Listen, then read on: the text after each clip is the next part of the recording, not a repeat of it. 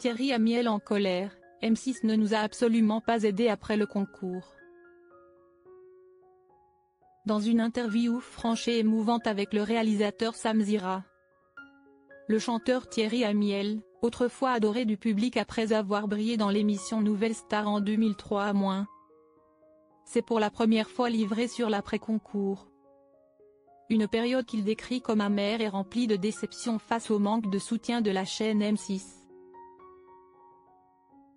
Thierry Amiel, avec sa voix puissante et son allure charismatique, fut un phénomène lors de la première saison de Nouvelle Star, même si la victoire finale est revenue à Jonathan Serrada.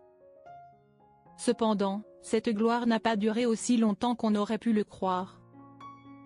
Après l'émission, Thierry s'est progressivement retiré des médias, choisissant une vie plus discrète et introvertie ce qu'il a ressenti comme nécessaire pour se protéger et protéger ses projets personnels. Lors de son entretien avec Sam Zira, Thierry n'a pas hésité à partager son sentiment d'avoir été abandonné après la fin de l'émission. Un silence regrettable qu'il considère comme une preuve flagrante du manque d'accompagnement et d'orientation de la part des producteurs. « Nous avons dû nous battre pour passer sur M6, a-t-il déclaré. Comme si chaque apparition à l'antenne était une bataille pour exister, plutôt que le résultat naturel d'une collaboration mutuellement bénéfique entre l'artiste et la chaîne de diffusion. »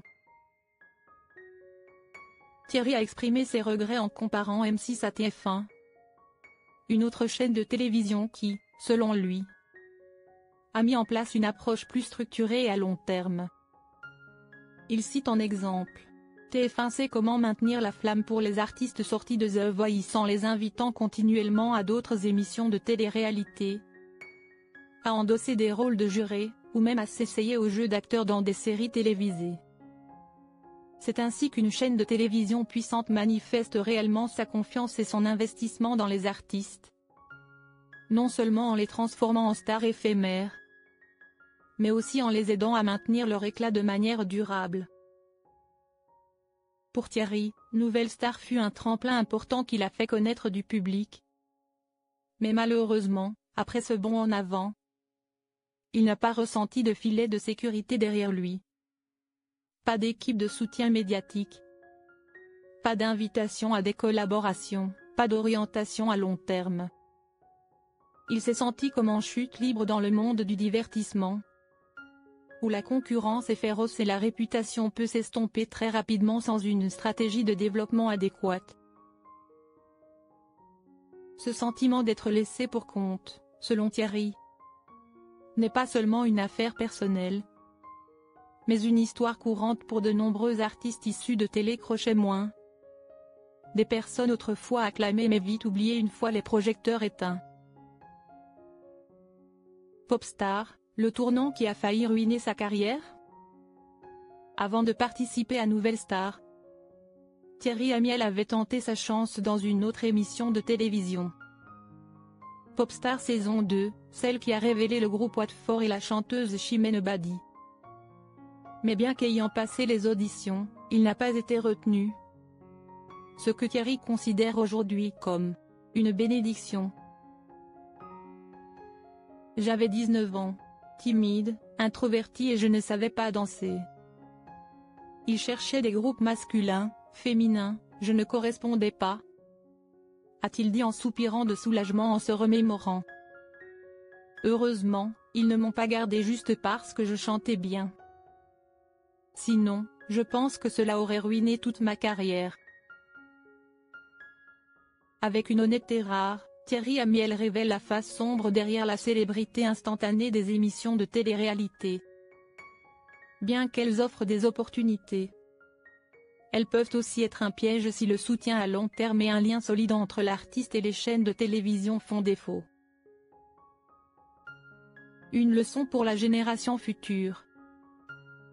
L'histoire de Thierry Amiel n'est pas seulement une confession tardive après les projecteurs, mais aussi un signal d'alarme pour la jeune génération d'artistes rêvant d'entrer dans le monde du divertissement par la voie de la télé-réalité. À une époque où la célébrité peut arriver du jour au lendemain.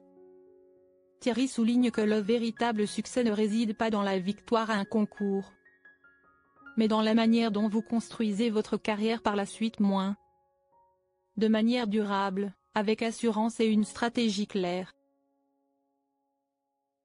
Le succès ne doit pas être compris comme un sommet éphémère qui s'éteint rapidement, mais plutôt comme un long parcours jalonné de plusieurs étapes.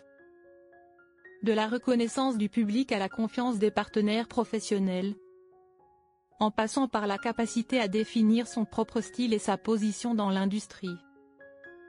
Et cela exige de la proactivité, de la persévérance et parfois la capacité à surmonter les plus grandes déceptions, comme le sentiment d'abandon que Thierry a vécu. Et la dernière leçon, aussi la plus profonde que Thierry souhaite transmettre. Je suis toujours reconnaissante envers Nouvelle Star. Mais j'ai appris une chose, personne ne se soucie plus de vous que vous-même. C'est une maturité de pensée, la claire conscience que chaque artiste doit apprendre à se protéger, à se diriger et à créer sa propre place, au lieu d'attendre un soutien de quiconque. À travers l'histoire de Thierry Amiel, nous ne voyons pas seulement la face cachée de l'industrie du divertissement, mais nous comprenons aussi que l'important n'est pas où vous commencez, mais jusqu'où vous irez, et ce, par vos propres moyens.